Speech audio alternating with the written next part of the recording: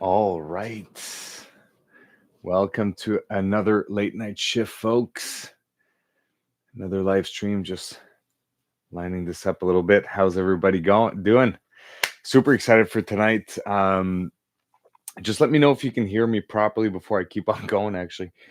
Um, if you can hear me, let me know. Let's go. All right, Rob's in the house. So welcome to another late night shift, guys. Live streaming tonight because I'm on my way.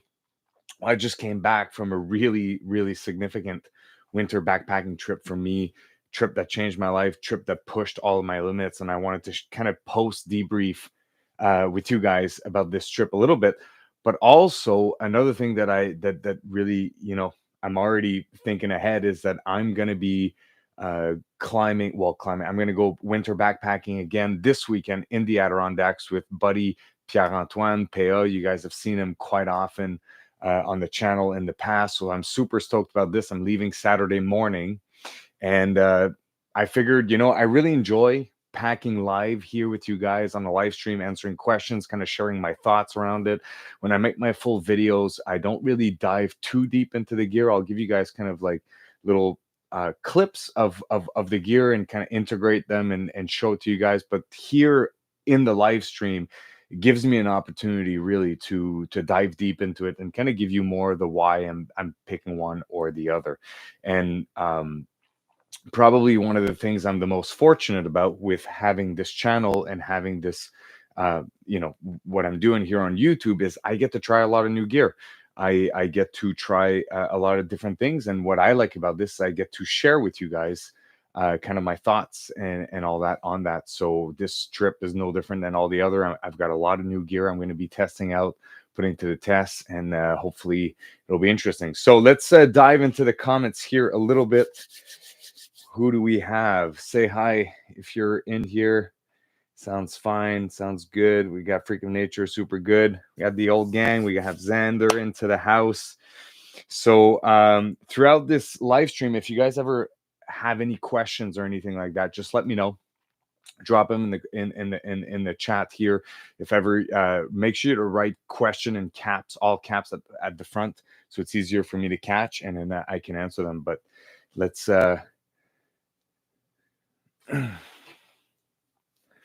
Freezing. Just finished my third trip. That's awesome, man. Super duty. That's really cool. We're in the Adirondacks. I used to live there. Okay, Alan. So most of the time when I go in the Adirondacks, I always play around the high peaks. I'm a huge fan of the high peaks region. It's about 3.5 hours from here, so it's super accessible. The backpacking is insane there in the wintertime. There's nobody there.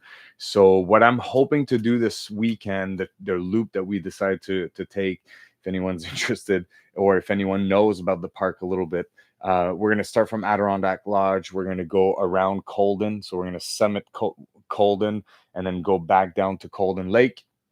And then we're going to climb Algonquin Peak, and Iroquois Peak through the backside, do Iroquois, Algonquin, right. And then we're going to go back all the way down to the car. We're going to take 3 days to do this. So it's not going to be it shouldn't be crazy intense like last time, but you never really know. Let's what's up, folks? Backpacking. Okay. So couple of things. One of the I wanted to address, I just don't like where my laptop is sitting right now. So let's see if I can raise it. Oh yeah. This is so much. Okay, now I can look at you guys and kind of look down. I don't have to look too far down. Okay, so a couple of things that just as a post trip debrief from my trip out west. If you didn't see this video, honestly, it's one of the video I'm very, very proud of because it was so challenging to get through as an athlete, like as a backpacker to start.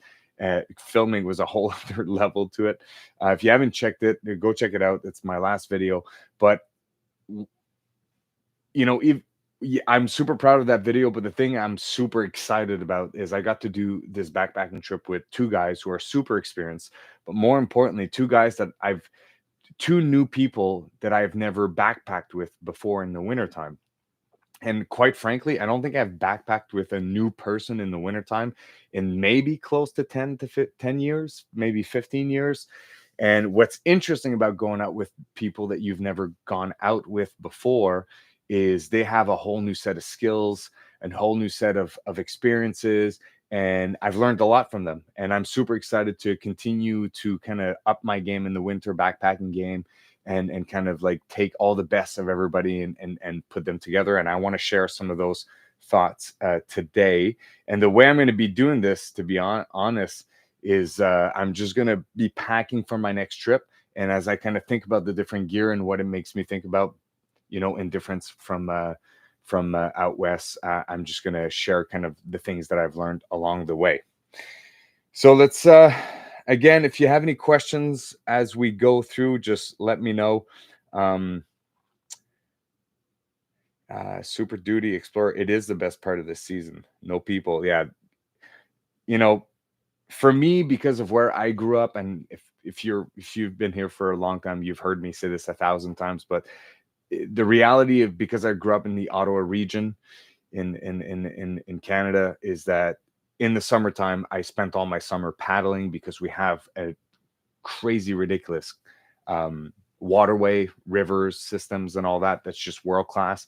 And then in this wintertime, that's when I would backpack. So I don't have a ton of experience backpacking in the summertime. Actually, I have most of my experiences from the wintertime, just because there's no way I'm going to miss on good water to go backpacking. So and then one of the things that I absolutely love about backpacking in the wintertime, from what I can see in the summertime, is there's never anyone in the trail. There's no bugs. It's very quiet, it's very calm, and it's very challenging physically. And that's kind of what keeps me going back. And, and the other thing too is that it's super technical. I say it all the time, winter backpacking is an art. It's very, there's many ways to do things, but it's very technical. Your systems have to be dialed in. There's a lot of DIY. There's a lot of thought put into how you do things and why you do certain things, based on your level of experience, based on the activity that you're doing. And that's the puzzle that I enjoy solving. That's why I love river tripping over lake tripping. Not that lake canoe tripping isn't fun, but the reason why I really love river tripping is very much a problem resolution kind of approach to a trip. You get to a new rapid, you evaluate it, you look at the what can go wrong, what can go well, what are the different ways to do it, and that like problem solving is what's really, really interesting to me. So let's see if we have any questions, and we dive right into it. Uh, Group call 46ers. People have clumped all 46. You should register your trip. Yes. So as in terms of 46ers, I think I'm at 13 right now. I'd have to recount it. I'm at 13 this weekend. I'm not doing any new peaks. I've done all of them, but I've never done them in the winter time. I know I said I barely backpack in the wintertime before, but when in my younger years before 18, I used to go more like in the spring and fall season.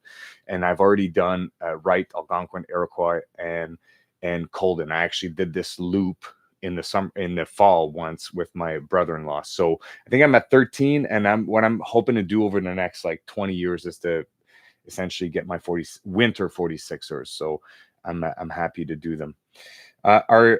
Are the new tripping partners of similar experience? So yes. So when I went out west, that's an interesting question. I do think that we all have a good level of experience. All of us. I do believe that they were a little higher in experience than me, had lived different experiences, and especially like because both of these guys are from here out east, actually, believe it or not, Ottawa, Montreal. And now they both live in Alberta, and they had already had many seasons in the Rockies, and I think that just teaches you a whole new set of skills that I had never needed or encountered before. So with that said, I do think their level of experiences was a little higher, perhaps. Question: how was the condensation of your sleeping bag after 4-day trip? Was it noticeably damp? Yes. So that was for Xander. One of the thing I need to get significantly better at is moisture management. I thought it was pretty good. Then I met these guys, and they're far better. Kane uses it's a nylon, but it acts as a vapor barrier in his sleeping bag. So that's really interesting. I did put together a Tyvek liner sleeping bag here, but I'm not too convinced. I tried it a couple times. For this trip, I won't be using it, but vapor barrier is key in all of those, and I've learned a lot from them. Um, for me, what Justin does is he adds a layer over top of his because there's three places that the condensation can come from: your breath, the condensation of your body, and the condensation in the air. And Kane stops the condensation from his body to get into his sleeping bag while using a vapor barrier. Justin stops the condensation from the air to hit his sleeping bag by having a sacrificial sleeping bag over quilt over top of his bag. That's super lightweight. That really doesn't add any warmth, but captures all the moisture at the top. I didn't have either of those, and I had very poor ventilation on the first night. That was minus 37. Well, we don't really know how cold it got because at minus 35 our thermometers broke. So I just picked minus 37 at a number. And because I had very poor ventilation, the amount of condensation in my tent was horrible. And I paid a lot for that mistake on the first night. So something I've learned from it for sure. Did you use a vapor barrier on your feet? Yes. And I'll show you what I have for this trip. That's something I'll talk about in a bit. What was your caloric intake at West? Yes. Calories was a big problem. I'll talk about it when I get to the food. Synthetic over bag is the direction I would go. Haven't tried sleeping. I think, Brian, one or the other gives you a significant advantage. And if you're gonna go like Justin on his live stream, like 15 minutes ago, we were just talking. He was making jokes about going out for 6 days. I would love to go for a 5-6 day, maybe next year into out west in the wintertime. I would do both. I think both of them will get you better. But anyways, did you boil water and put bottle to dry sleeping bag, or not needed? Yes, I did do the water bottle in there. One of the challenge I got with a warm water bottle is I think it was making me too warm and I was sweating because the sleeping bag I was using was ridiculously warm, which I'll show you in a bit. Okay, so let's answer some of these questions as I pack around, because that's the whole purpose of why we're here anyways. We're in the studio. If it's your first time, you're basically on a wheeling station, and hopefully I'll wheel you around to where I have to go depending on what I'm doing. So the first thing here is my bag. The bag I'll be using for the strip is the same one I used before, as the Mountain Hardwear AMG 75. I really, really love this bag. It shaved, I think, 4 pounds off my old bag before. So what I'll do is I'll just hang it here so we can, so you can see me pack it as we go. So love this bag. Just a overall really well-designed winter bag. Got lots of very winter specific properties to it, and I'll share those with you as I pack. Let's start with the first one, actually, right off the bat. Sorry, I'm gonna open this up. So as part of my winter camping, my kind of my tools for winter camping, the thing that the new tool that I use is this MSR shovel, I guess. And I do pick a T-shaped handle personally. Anyways, instead of D-loop. But what I like about this bag is at the front there's a complete avalanche kit that I typically don't need where I camp, but because I was out out west, and avalanches are definitely a thing out there, I needed a probe and everything. So I've got the shovel, but I also had a probe, and this bag is just designed for it. It's got sleeve for it. It's a great place. It's not sticking outside of your bag. I love this. What goes in there as well are all of my tent pegs. So I'm going with Pierre. Like I said, one of the cool things that I get to do on this trip is I get to try 2 new different tents. Him and I are going to essentially swap tents from one night to the other. So I get to test both of those tents out in the field. I'm testing out a new sleeping bag as well, so I can report to you guys. But what we're trying to do is we're between Pierre and I is we're trying to level out the amount of weight that we have on our on our backs. And just by being able to shave the 4 pounds off of this bag, like unlike him, what I maybe end up doing is I might take both of the shelters with me on my back just so to even out. There's no need for me to be at 35 pounds while he's at 55 pounds, for example. There's no benefits to this. So to try to even out kind of the team, I might end up carrying both. I might have a volume problem. But anyways, I'm getting to this because what I'm going to be bringing out there is these tent stakes here from MSR, the Blizzard stakes that are great. And one of the other pieces of gear I get to try, which I'm super excited, is these snow stakes from Suluk 46. Very, very excited about this. This is a titanium plate, super lightweight. I can't believe how lightweight it is. But here's the interesting thing is that when you use a snow stake, what you typically want is you want to make sure that the anchor is tied at the bottom, because if it's at the top and it's in, it comes out very easily. But if it's tied at the bottom, there's more snow to pull out. What he did here at Suluk is he made this little notch here. So you loop the loop at the top, and then you get the rope at the bottom here going to the tent, and then you can stake it out. And it really requires a lot more force to pull out. So anyways, very excited to try this out. And I'm going to be putting these at same place as I did on the trip out there, which was in the avalanche kit setup here. So perhaps an odd piece of gear to start with to do this, but I'm just kind of going as I go. The next thing I want to pack right away is that unlike at West, instead of using a ski touring setup, I'm going to be using more of a mountaineering style kind of boot. This is super overkill for the Adirondacks. A lot more appropriate for the White Mountains, especially where you go above tree line.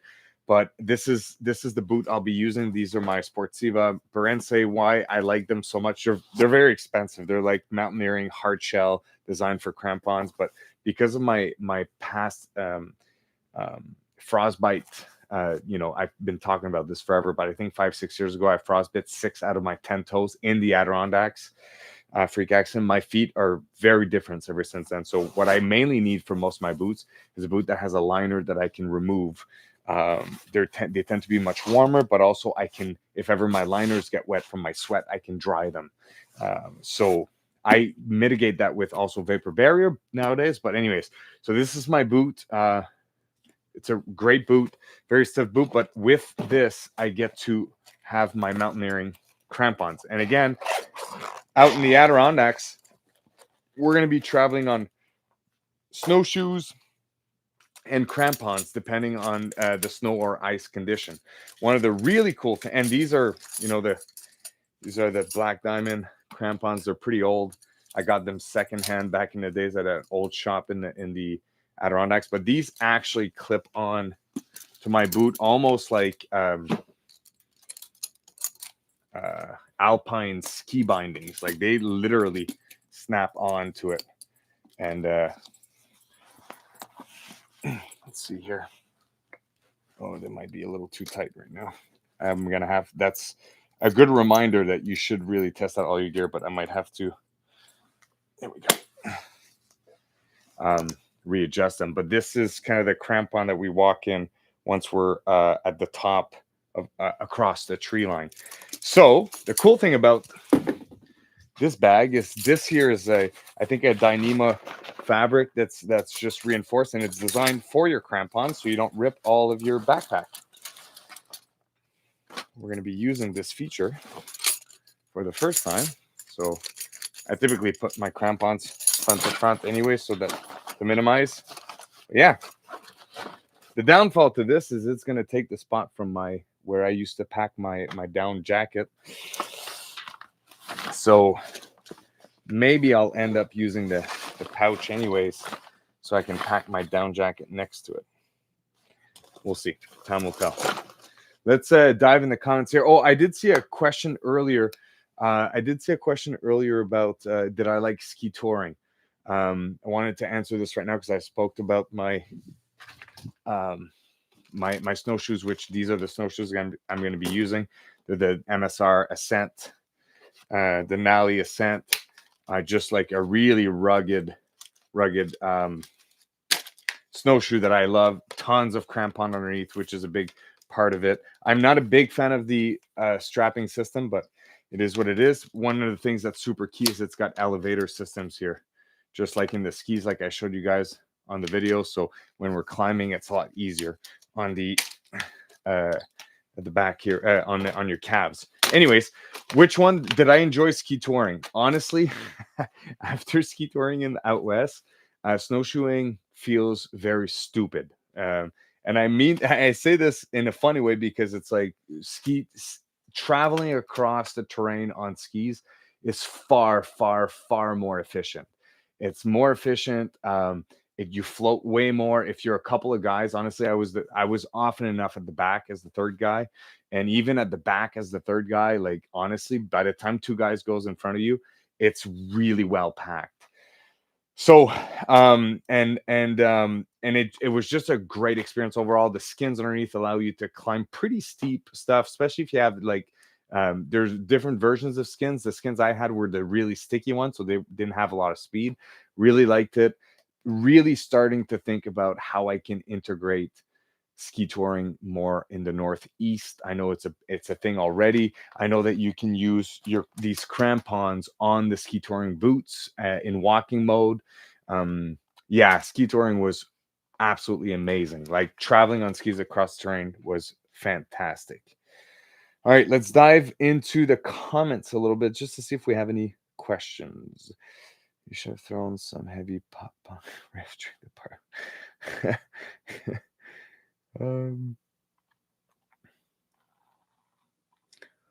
Swap titanium pot for a 2.8 4-liter X pot. Oh, that's a good question. I'll get back to that pot question when I do my my cook system, which I'll get to anyways. Kane's in the house. What's up, my friend? Since Justin took you into the snow, I think you should take Justin to Heavy Rapids.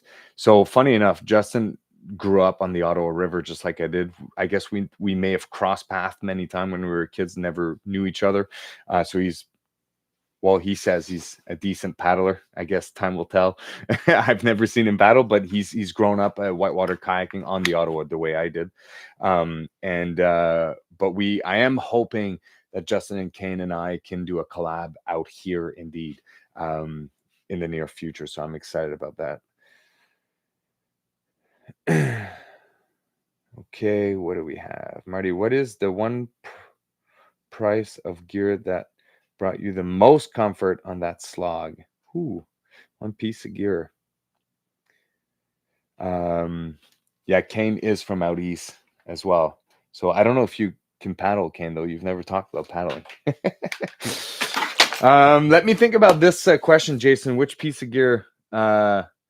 There we go. He did grow up canoe camping. I do remember you saying canoe camping, but did you ever whitewater canoe? That's the question. Anyways, I'll come back to you, Jason, for your question about which piece of gear brought me the most comfort.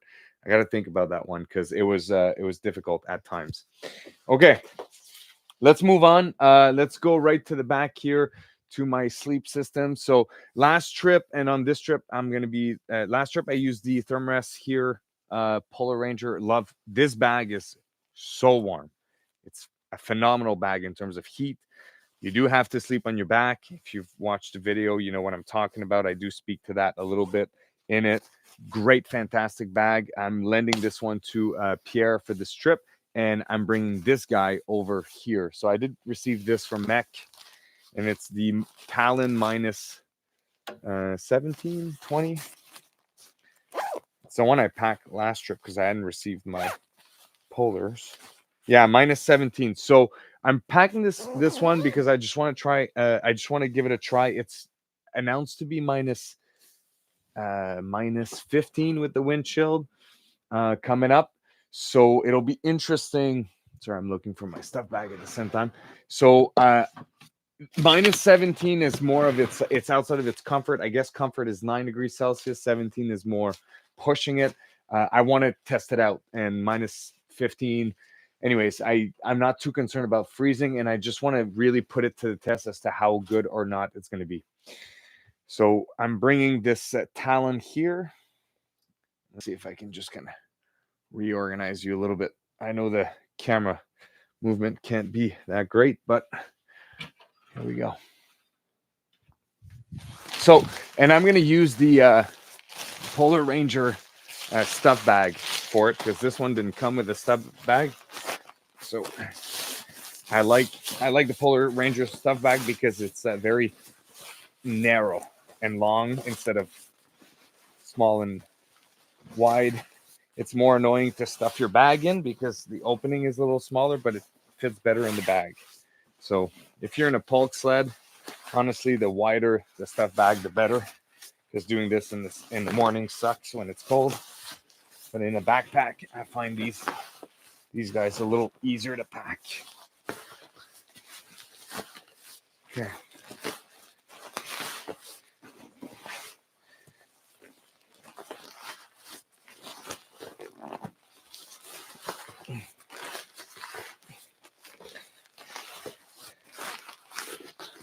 Definitely a little bigger than the Polar Ranger, I guess, because I'm having a tough time packing it. Here we go. All right. Now,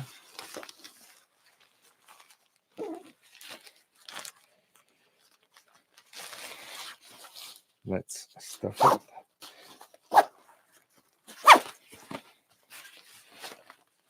Press it here. So I'm intrigued with this bag from MEC.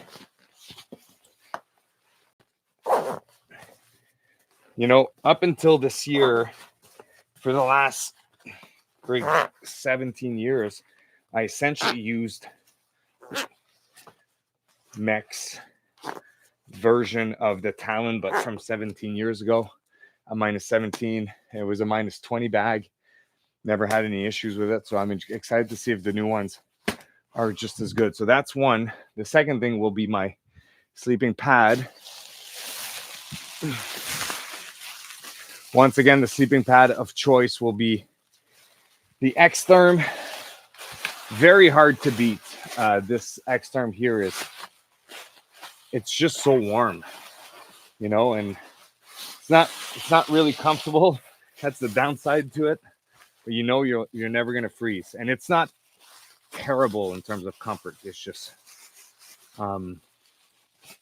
not ideal if you're a side sleeper like me. But I have been training at sleeping on my back, and hopefully all this camping training at home, like Kane suggested, will end up paying off. Here we go. Okay. That's number 2. And then before I leave here, number 3 will be this closed cell foam that I'm going to be carrying, as well as what I call an insurance policy for failure in my sleeping pad. So a bit of a redundancy, if you will. Let me reset you up by the camera, and then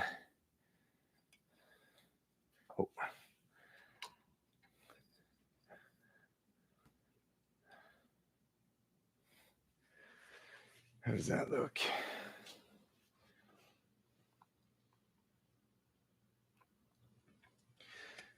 Okay. Sorry about that. Here we go. So let's open it up here as much as possible. Now, honestly, one of the things I'm going to be working a lot on for next year is, especially for my next trip when I go back out there, is I would like to shave close to 10 pounds on my back.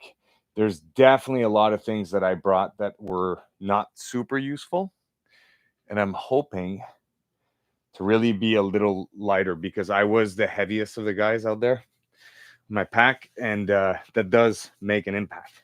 The guys were still stronger than me, to be honest, but the weight on my back did not help. So for this trip, I doubt I'll be able to reach that thought process, because I am bringing more stuff. We're doing some tests. We're not traveling as big of days. At least I don't think so. So we'll see where it goes. So I put my bag here at the bottom.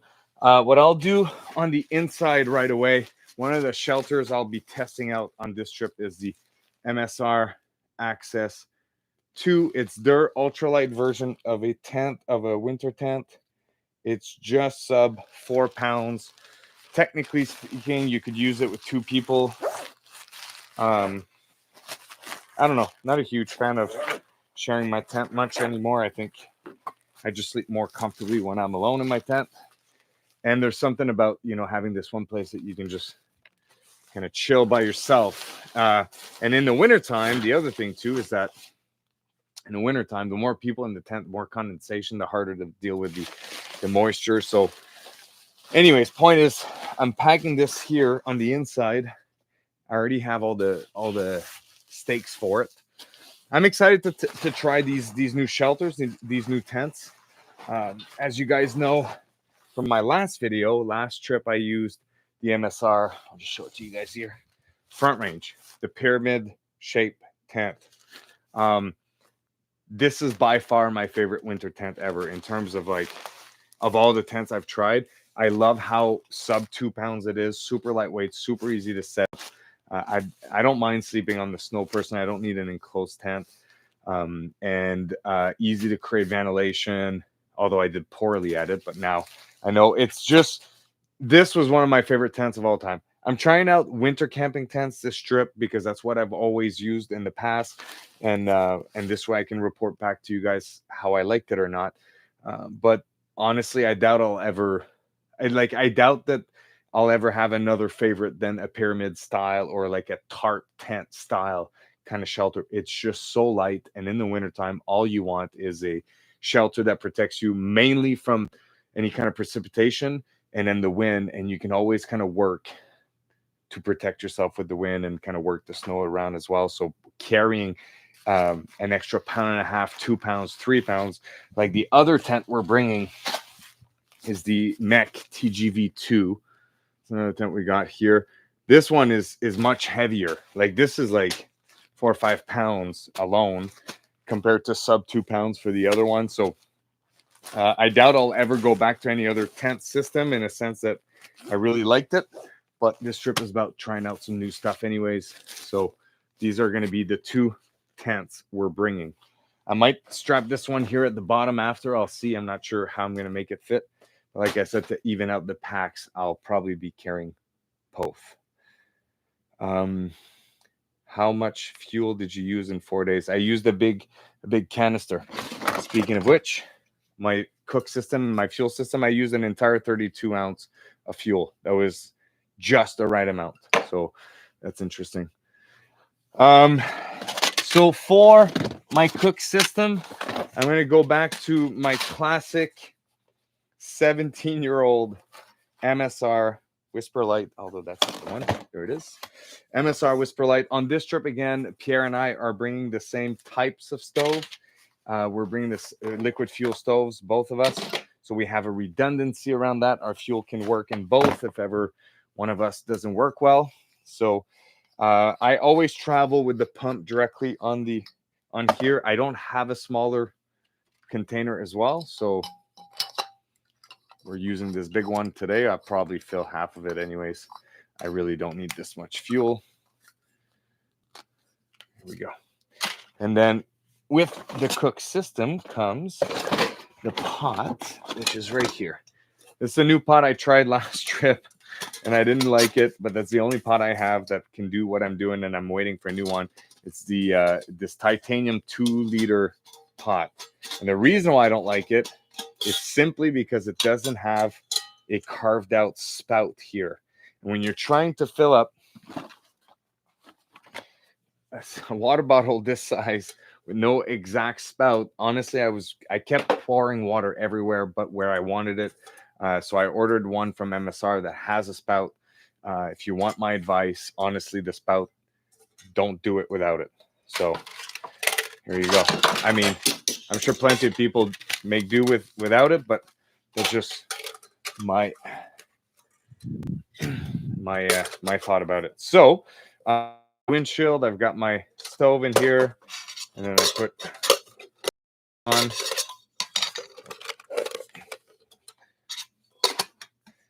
This goes into here. How's everybody doing, by the way?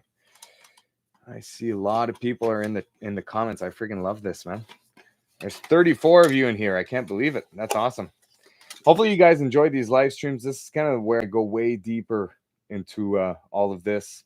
I'm planning on live streaming essentially almost every time I go on a trip now. Just kind of share with you kind of the thoughts behind why I pick certain gear and what we're there to try out. So if you like it, let me know, because I enjoy doing them.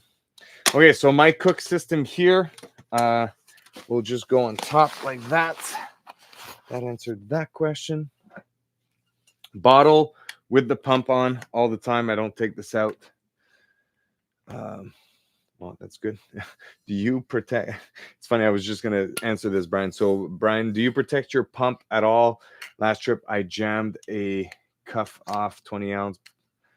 Protect it from the snag. Carry over. Okay. So I don't particularly protect my pump. That's how I carry it on the outside. Just like this. If ever I do a technical part where I may think I'm going to lose it, I'll stack it on the inside. But other than that, that's what I do. This is an opportunity to break it, to be honest. But because, again, we're two using the same system, it's kind of a redundancy that I'm willing to take. Solo, I might approach it differently, I guess. Okay, so we've got cook system. We've got sleep system. We have 1/10. Let's go around here just to make sure I don't forget anything. Sorry.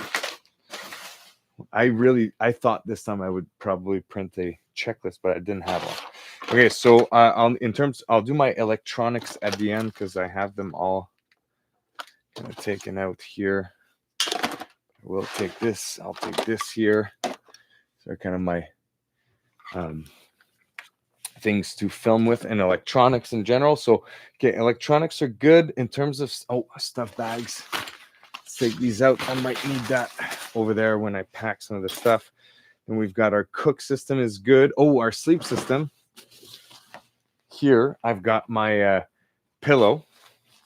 So I use, what am I going to use this time? That's interesting. Now, in a winter bag, I don't find myself sleeping. Okay, I think that's what I'll do. So I'm going to bring 2 pillows again. So the only way I can manage to sort of fall asleep on my back is by having my knees raised a little bit. So I use a 2 pillow system, one for underneath my head and one for underneath my feet. Not my feet, my knees. So what I'll do is I'm just a little not confused, but these ones here are a bit heavier for no reason. So I think what I'll do is this. There we go. Okay, solve the problem.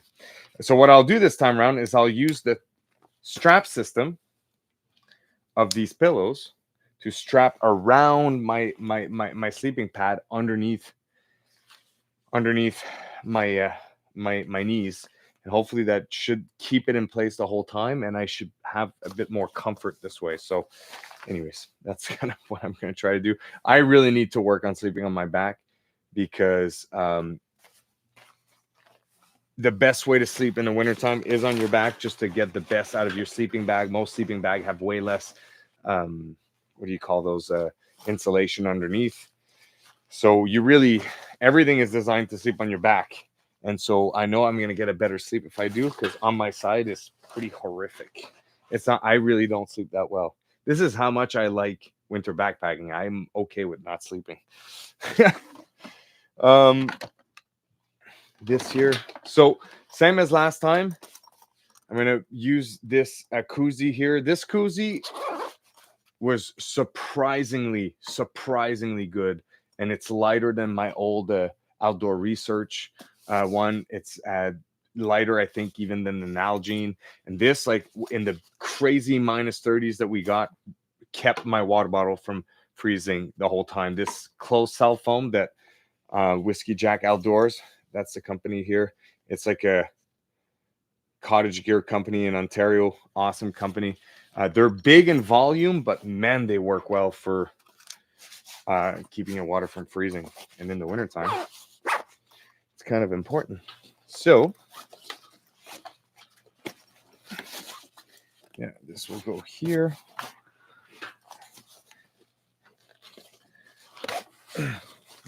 On the outside, one of the coolest, newest little trick that costs next to nothing that I learned from Kane on last trip. I kept talking about it. I've talked about it to almost everybody since I came back, but it's just, to me, it's a huge game changer. Every time, like but for most of my camping career, winter and summertime, I used to always bring a mug, right? For your coffee, for your hot chocolate at the end of the day, the GSI, great mug, the GSR backpacker mug. It's got an insulator to it, right? It's got a lid, so it keeps your drink warm enough, long enough. And I always enjoyed the lid because if ever you tip this, it kind of held it in place a bit more.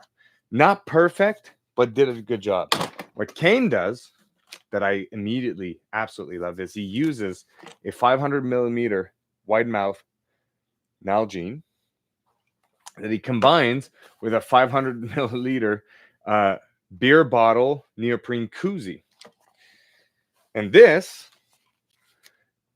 the efficiency of keeping your drink warm is just as good as this, but this has the complete assurance that it's not going to spill by just being able to close it. So even if ever you tip it or not, it's never going to spill. And that, to me, is a huge game changer for summer. If you want to leave in your canoe in the morning in the summertime, you want to pack out a coffee, this is a great way to do it. You can leave it at the bottom. It's way lighter than a full thermos, and it keeps your drink warm enough for long enough, and you don't have to spill it. In the wintertime, this is great because the Koozie stops the liquid from freezing. It's also nice because you don't have to worry about spilling it. It's light. It fits well. I just can't. This is cool. Like, I don't know why, but this to me was awesome. So anyway, so that'll be the second one here. I'm not sure where this is going to fit, but that was for this cutlery. I'll take my long spork in here as well. Okay, a couple of things from my Diddy bag. So Diddy bag here, I'll go through my first aid kit. Pretty simple. I'll put it in a sec. My long spork. And then my toilet paper. So those typically all go into the brain of the bag. The brain is very thick. It fits a lot of things in there. So my teepee goes in there, my first aid kit goes in there, and then my Diddy bag as well. And then for the Diddy bag, all I'm missing is a lighter that I didn't have in there. So I've got my earplugs in there. Always pack some earplugs, by the way. It can make a big difference to the quality of the sleep. And then toothpaste, toothbrush, and a lighter.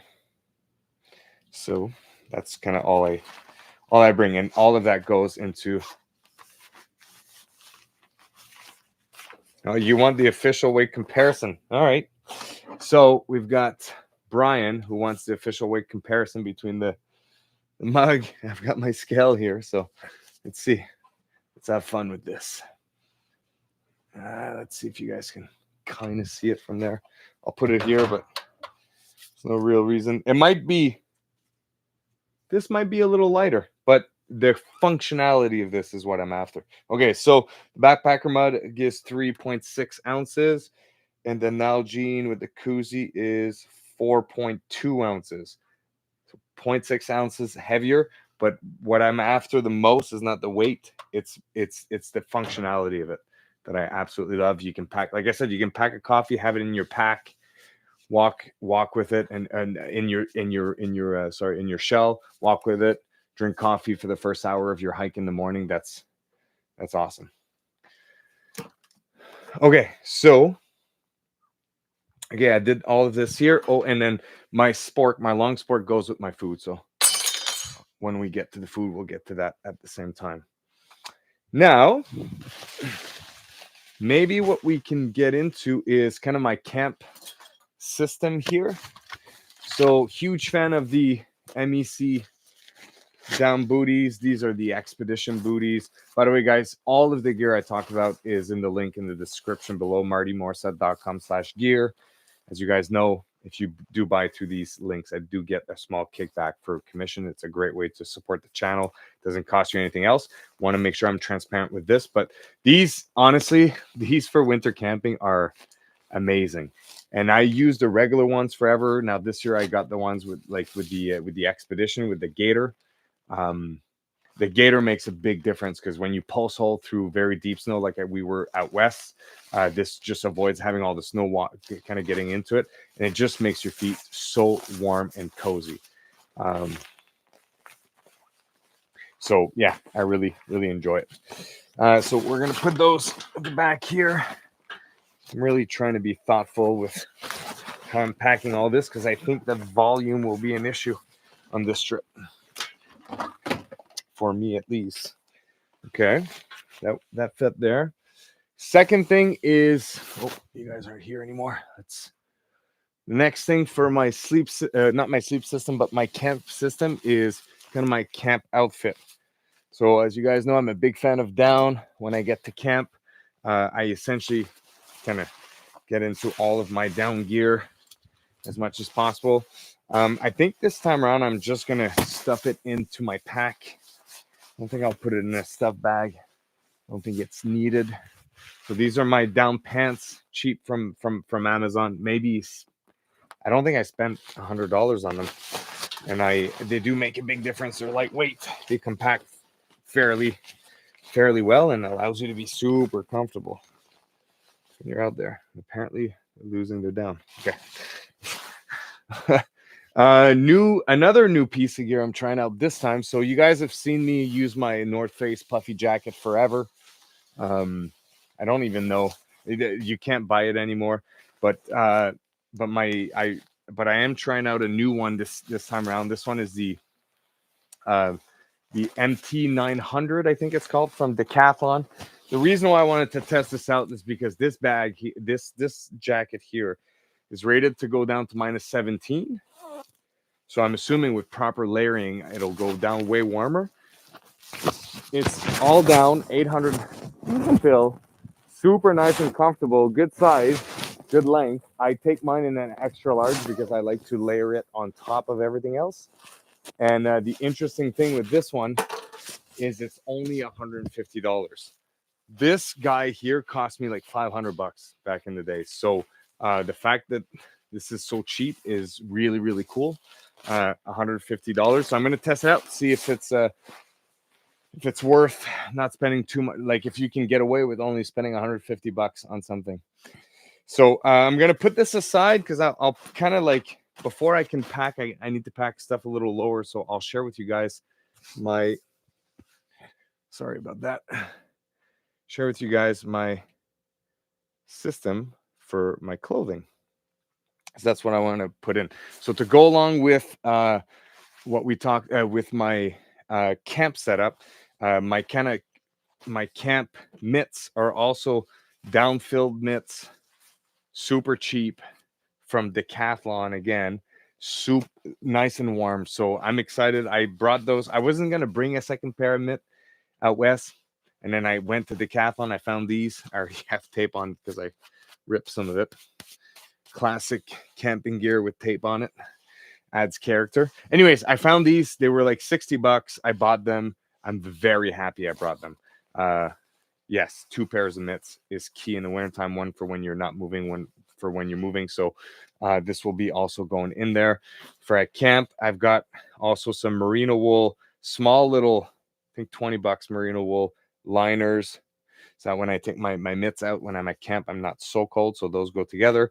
A new neck warmer, like a really thick polyester neck warmer. I always bring this. And then my camp socks as well. All this will go in there. And most of this here, actually, that's not true. I'll show you guys this here. These are just my ski goggles. from Decathlon as well, pretty cheap. I don't like to bring very expensive sunglasses or ski goggles when I go backpacking or camping in general because I destroy them. Taking care of my gear out there is hard, and the glasses is what takes the biggest hit. Wanted to talk about too for my feet. I'm kind of jumping all over the place. I'm trying to go with how it's going to pack in my in my bag. So hopefully it makes sense. One of the big thing, and we talked about it earlier a little bit, was vapor barrier. I talked a lot about vapor barrier and how it's key to really manage the moisture and be able to manage it. One of the best place to do, kind of one of the first place you probably want to manage moisture, I would say, if you've never tried vapor barrier, is in your feet. Your feet sweat a lot. That sweat gets into the insulation of your bag, of your boot, and when that happens, your boot freezes that night, and it's really hard to manage from there. Because of my feet injury from before, vapor barrier has become something very, very key for me. So I put these bags directly onto my skin, and then I'll put my sock, and then I'll put this into the bag. So this way, all of the sweat kind of gets captured in here, and you don't, like, unlike what most people would think, like you would think like you'd get super sweaty and uncomfortable. Not at all. Your skin kind of understands that I'm not, I remember reading about it and being like, okay, like your body just figures it out, but there's a whole science behind why you don't over sweat, some kind of humidity level that your skin figures out. And so this time around, I'm trying these like longer garbage bags, because the bread bag were too small. They kept falling down. They kept kind of crumbling, and they do tear. So I'm trying something new. I've got like 4 of them essentially here. So I'll be packing all of this as well. And the clothes I'll be wearing during the day. So this is all the clothes that I wear all the time. And we were traveling down to the minus 30s when we were out there. So it's not going to change. So it's always going to be the same. So first and foremost, polyester base layer. You guys have heard me talk about this many times. I'm a big fan of poly for high active winter outings, especially when you sleep out there cold. The reason why is because polyester, unlike merino wool and wool in general, holds like 20% less of its body weight in moisture. What that means is that it's never going to be as wet as a merino wool. Now, I know it's made out of like, petrochemical stuff. There's leakage in the water. I understand that. But for the technicality of what I'm doing, I prefer that because it's much easier to dry when I'm out there. So that's why I use this. So base layer, this never comes off of me. I wore this for 4 days straight, never came off of me. And then my pants are my Fjallraven winter Kebs. Love these. They're kind of a soft shell. They have a little bit of an insulation on the inside, but they're mainly stretchy. So those work well. And then my first kind of layer is a quarter zip fleece jacket that has a tight woven thread on the outside, as you can see here. So it's not like, it's kind of soft, not soft, but it's like, I don't know, flat, or anyways, it's just like it's tighter weaved. The reason why I like this is because it's a little bit of more windproof, and depending on how much layer I have on me, I like that. And also polyester fleece is terrible at sticking to one another in terms of layers, so having them being tightly woven like that instead of like the soft what's in the inside, for example, just makes it easier to peel on and off. And then after that, for kind of like a bigger mid layer, I have this Keb polyester hoodie. Once again, same thing, woven the same way on the outside for protection against the wind, especially if I'm only hiking with these 3 first layers, because I can get to really cold in those 3 layers if I'm just hiking, because it's surprising how warm you get even at minus 30 when you're moving around, carrying and traveling across. So these are kind of my main 3. And then the shell I'm going to keep using for this time is my Keb shell from Fjall as well. So this guy here for the outside as a kind of the top layer, and then my Keb Fjallraven shells for pants. These are not Gore-Tex. They're proprietary eco shell of some sort. I've really enjoyed them. I grew up for the first 15, 17 years of my life only using Gore-Tex in the wintertime, thinking it was the best material. I sweat like a pig in those. And moisture management, I find it really hard in Gore-Tex shell. These Eco Shell and Ascent Shell from OR, from Outdoor Research, are much better at breathing. And honestly, I've been super surprised to put it to the test last time. My shell never froze on me. Usually, a Gore-Tex shell on the inside will freeze as the condensation of your body hits the cold. It just kind of freezes and creates some ice. This one never did that on me, so I like that. So we're going to continue with this. And then throughout the day, what I have is these small little liners, and I'm trying something new this time. So these I always have underneath my mitts, and I always used my regular like Roots mitt, super old school, super old. Like honestly, I'm due for a new pair of mitts, and those work really well. But I find that this is most of the time like way too, like 95% of the time it's too warm. And even like honestly, even in the coldest days, this was always too warm a little bit. I tend to sweat a lot from my hands.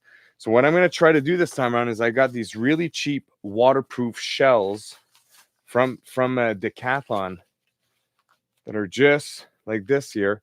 And I'm curious to see how much, with a windproof and just the insulation and just the moving around, how cold I'm going to be able to get down to. So that's what I'm going to be testing out for this trip. So I feel like this might just be enough. I might not need more, but I will still be packing these mitts in case, because if this doesn't work, it's not very useful. And then I've got my bula and then my head. So that's kind of all the clothes I'll be wearing on me. Let's get back to the bag, because we're going to finish this off with finishing packing the bag here. And then once that's done, I can share with you guys my food system, because my food was a big problem on my last trip, and I'm trying to dial that in a little bit better. So, okay, so I've got my mitts here. Just got to stuff that in as well.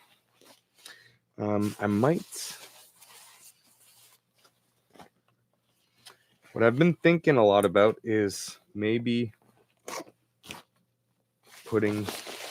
I need to have access. Oh, I'll put it on top. Yeah, in the brain. Where's the brain? Here's the brain.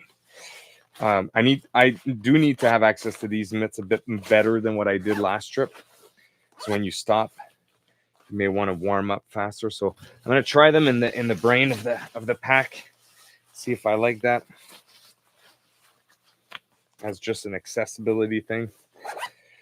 Okay, my socks for at night go in, and my neck warmer. Then what I was thinking is putting my puffy jacket on top of it all, and then my food will be just on top of everything else. I think that should cover most of it. Okay.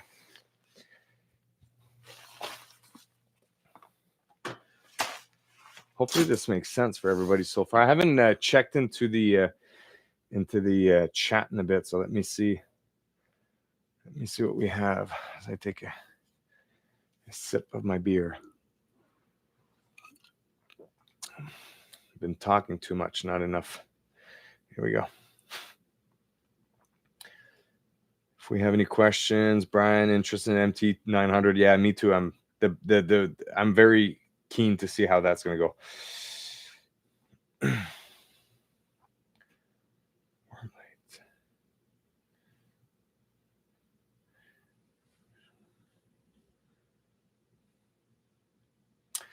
Yeah, I have Willie. I have watched some of Alex's stuff and his polar expedition. Yeah, there's a lot to learn from him. I do recommend him as well if ever you're into it. Okay, so that's the pack. It's pretty much packed, and now I'm going to go through my food with you, and that should pretty much cover it. I am trying to keep those not too long. If I can try to dial it into an hour, probably be ideal. Okay, so welcome to the studio here. Sit like this. So certainly one of the big challenge I had on the trip that I was super, like, I did not have enough calories. One of the big piece of calorie I was hoping for in the daytime froze on me, and it really was not interesting to eat all frozen. And the other thing, it was a peanut butter kind of squeezer. It froze completely on me, and for whatever reason, my stomach was all upside down because it was very exerting to me that trip. So my stomach just didn't want to. I just couldn't stomach it. So I went with like I was really low in calories. So this trip, I'm making sure this is not happening. I'm trying new things out. Again, stuff I've learned from the guys, and I'm just going to break it down. So on the first night, we're going to get here. I'm testing out these Peak Refuel dry meals. I've heard great things about them. And, you know, they don't last very long. I think they last about 5 years, and that should be good for just my stomach situation, because if I use the Mountain House stuff, like honestly it's pretty atrocious. So first meal on the Saturday, we'll get there, we'll probably eat a big lunch out in Lake Placid. So I'm going to hit the trail with nothing else, have this at night. That should be it, because we have a very small day. Also on the next night, because I only have 2 dinners, I have another Peak Refuel like this here, and I got myself a nice little dessert. So these are just cook and bag peach cobbler here. You add water. So I'm excited because this adds like 700 calories, 670. That's an enormous amount of calories for a dessert after. And these here both have about 800, 870 for this one, 850 for this one. And what I'm going to be adding, that's something I learned like actually from Kane in his food system, is he often brings just powdered potatoes that he adds to each of his meal, to add probably, like if you add half of it, I think it's about 300 calories extra. So that'll get me, like, going to do oatmeal, like a 400 or 500, and maybe 400 calories each, 500 calories each max. I'm going to have some coffee. So 2 sticks of coffee. I like a strong coffee, so 2 stick in this at a time. I always bring some electrolyte stuff. I've really been enjoying using those lately. So the Element here, and I've got a new brand that I'm testing out. Someone gave those to me, so I figured I'd test them out. And another thing I really loved was the bone broth. This you can get on Amazon. I'm a huge fan of this at the end of the night. It's about 60 calories, but this is just such a nice treat for a warm drink at the end of the night. I really enjoy it. Now for lunch, what I'm doing, if you saw my stories on Instagram, you saw me make those, but these are homemade granola bar. I stole this from Kane, my buddy Kane. And the reason why I like those is because these don't freeze on you. They don't freeze, and they do get cold, but you can still break them off and eat them really easily. They're oat and chocolate chip and butter and a lot of sugar. And they pack about 500 calories each. So for Saturday, which is for Sunday, which is the big day of hiking, I've got 1,000 calories for the day that will be accessible. That is great to eat at all times in these, plus the dinners. And then on the last day when I get out on the Monday, I'll have 1. So that should be good enough. Compounded to all of this, another thing, a lot of this I learned from Kane. I'm actually testing it out. He likes to bring salami like this, thin sliced salami. It does freeze on you, but it's not bad to eat, and it's nice protein and just good calories and fun to eat. And then another thing that's that one surprised me, but again, trying out some new stuff on this one.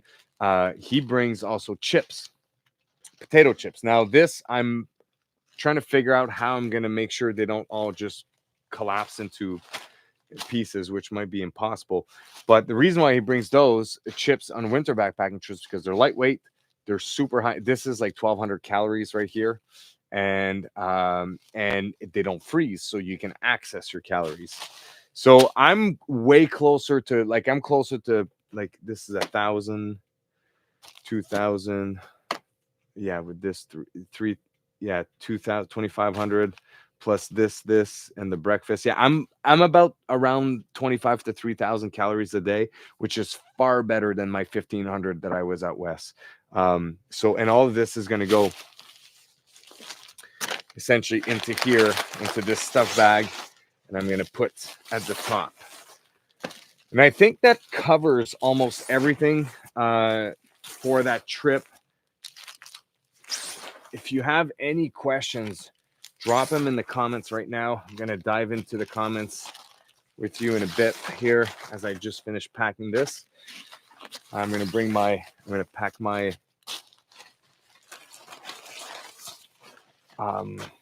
finish packing my bag as well. But I'd love to answer any of the questions you may have. Yeah, so let's see here.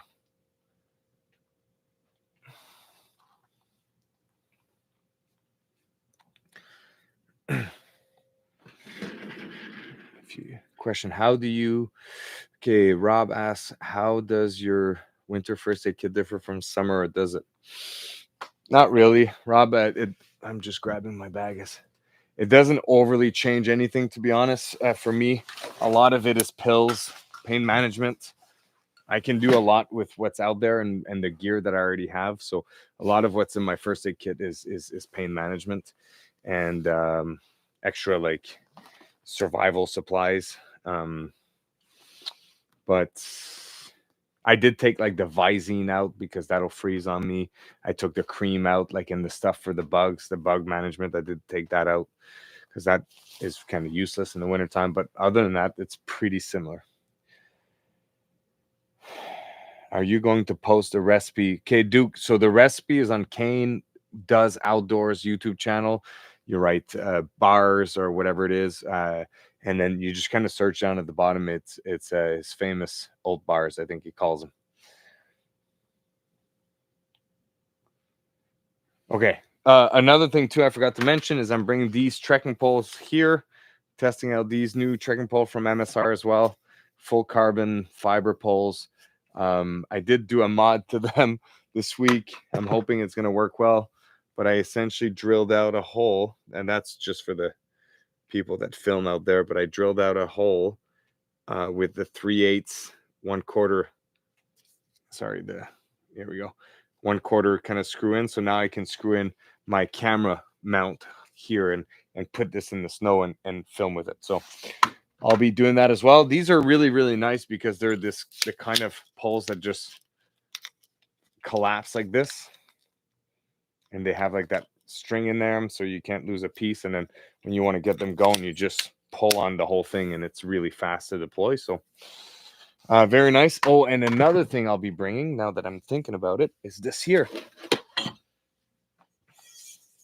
My ice axe. Again, the high peaks, unlike the Adirondacks and the high peaks, unlike out west, we are climbing peaks instead of just going through valley passes or like mountain passes.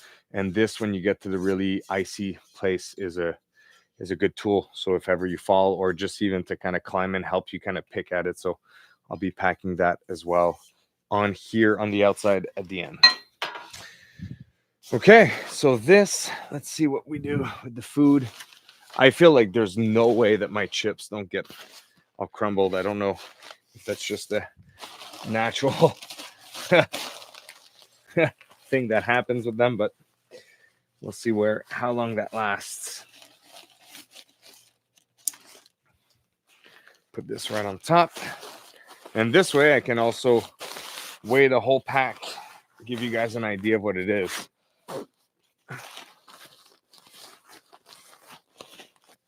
Oh, one thing I didn't pack, I'm just thinking, is my chair. And I think I'll bring it anyways this time around. I love these Thermarest Trekker chairs. 25-inch. You turn your sleeping bag pad into a chair. Just fantastic in general. I really, really enjoy it when you hang out a lot in your tent when it's really bad weather out. If you're going to be sitting outside the way we were sitting outside on the trip out west, like just in the hole, and I didn't miss it. I actually had it and I never used it. That's what I should say, actually. So something to keep in mind around that. Okay. So let's pack this up. So this will be a full weight with, my food, water. Actually, water. I've got my canister here, my stove. Sorry, with the fuel in it already.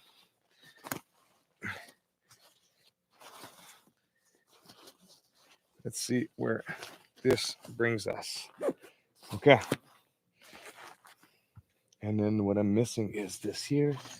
So my brain. Once again, if you have any questions, now is about the best time to ask them, because we're just nearing the end here. Because I'm packing live, I'm gonna probably restructure a little bit how I'm packing my bag, just to make it a bit more compact, because this thing is ridiculously overflowing right now. That's okay. I blame the chips. Just trying to give you guys a bit of a. I want you guys to see what this looks like. Not bad. Not bad at all for the weight. I can live with that.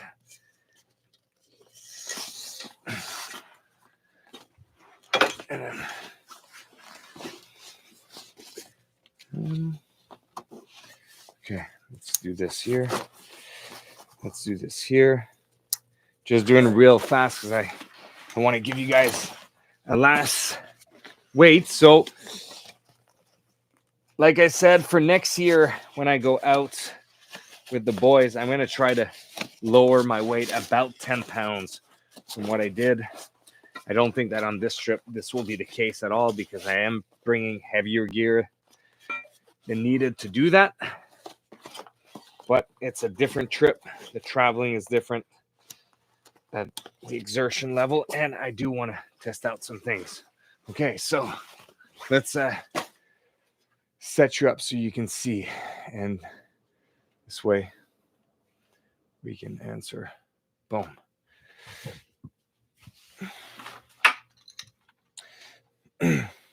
I don't think I forgot anything. This is dangerous. I'll have to find something to cover that. Yeah, I don't think I forgot anything. I think that's pretty much it. Kind of the reason why I chose all of this. Okay, so final weight. Oh, that's reasonable. 34.5 pounds. Wow. Am I forgetting something? This seems oddly light. Let's do this again. I don't think I forgot anything. I think I've got everything I need in there. Yeah, look at that. 34 pounds plus 2.2 pounds of 1 liter of water. That's 36 pounds. Plus this here. Yeah, that's about 36 pounds. I don't think I'm missing much. So I think I'm going to be sub 40 for this trip. So that's pretty impressive. Now, obviously, I've got my, I'm going to have, my, what is that called? My snowshoes as well, and probably be carrying this extra 6 pound. What is this? Is it another 6 pounds? Let's do the test here. I can't remember exactly. I will more than likely be carrying this tent just to even out. There's no need for me to be way lighter than Pierre. It's just no use for that. Yeah, this is another 5 pounds here, this tent. So anyway, so probably 45 pounds all total. I think is a good, and I've got a lot of extras because you don't necessarily need all of this. But yeah, so if you guys have any questions here, let's hear them out. I do bring a chair too, yes.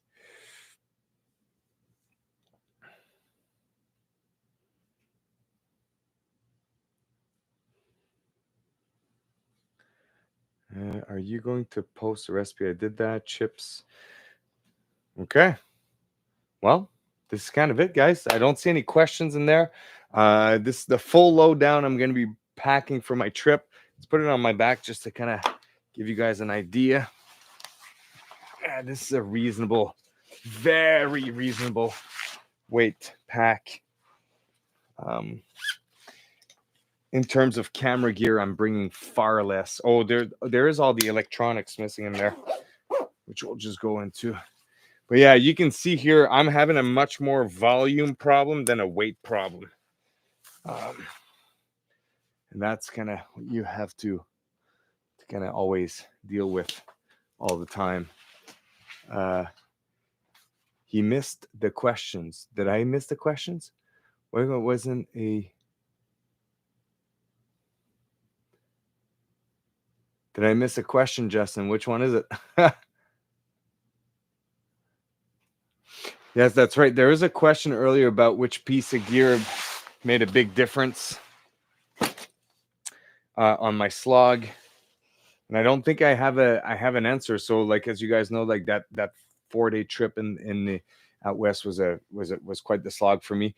And which piece of gear brought me the most comfort? You know, considering the minus 37 we hit, I was super impressed with the sleeping bag, like very impressed with the sleeping bag. And honestly, like, you know, the puffy jackets, yeah, I think probably the one thing, and I winter camp for a couple of years without a puffy jackets. I would say probably the puffy jacket's one of those things that like really brings you a lot of comfort when you're dead tired and you're super cold, or you stop moving, you just want to stay warm. They do make a big difference. But yeah, I'm blanking on that one, to be honest.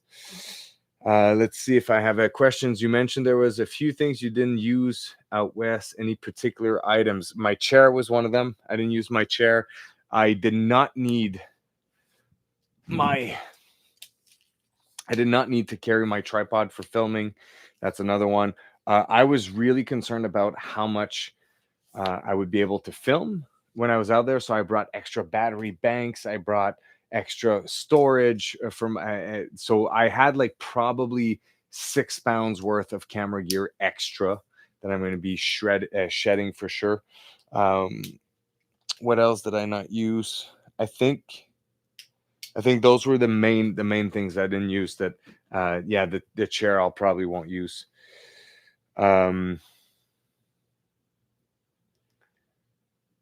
Let's see here. I went with the MG 105 just to make sure the new would have room. Yeah. Yeah, the 75 is tight. I'm used to an 80 liter before, but that one was like a 9-pound bag. The 75 is tight. Like it's a lot of volume. I do think Kane goes out with an 80. Like he modified his roll top bag, not to be heavier. So maybe I should have gone with a 105 too, but then the pack would have been heavier. I think, you know, like the reality is I'm packing like a full tent in there. Most of the time I wouldn't bring a tent. I would bring just a tarp shelter. So something to keep in mind. Okay. So I think that covers all of it, guys. Dude, thank you so much, man. We've been at it for an hour and 20 minutes. It's been 25, 30 people in here the whole time. I think that's pretty cool. I'm super grateful for every one of you. I think it's awesome. I love the fact that we can you know, go back and forth here in the comments. I can answer, like I said, like a lot of my trip videos, I try to give you guys the experience of it. I like to give you guys nuggets of the gear, but when I'm in the studio here, even though it's pretty raw with my system, like it's nothing perfect, I get to kind of give you more of the behind the scene why I pick different things and what I'm trying out. Max is in the house in the high peaks. I'm doing the goal this weekend is to do Colden, Algonquin, Iroquois, and Wright. And I think Boundary is a new peak as well in there. So, you know, Wright, Algonquin, Boundary, and Iroquois is kind of like the same mountain range. And then Colden is on the other side. So that's what we're going to be doing. Okay. Thank you so much, guys. That's it. Stay tuned for the trip. All the updates. I can't wait to post that up. And like I said, I'm super grateful for every one of you that stays to the end and that participated the whole time in there. So have a good one, guys. Peace.